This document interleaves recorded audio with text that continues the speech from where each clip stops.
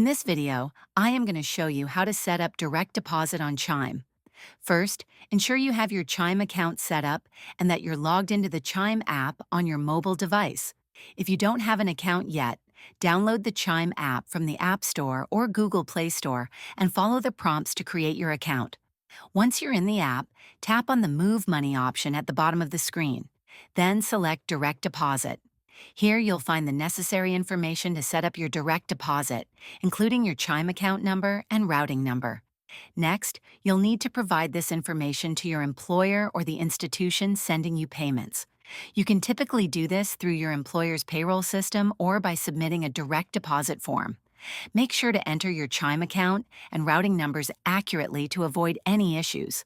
If you're setting up direct deposit for benefits or government payments, check with the specific agency for their direct deposit form and provide your Chime account information accordingly.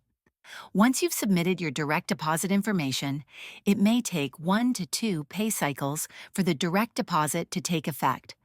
During this time, you can monitor your account for any incoming deposits.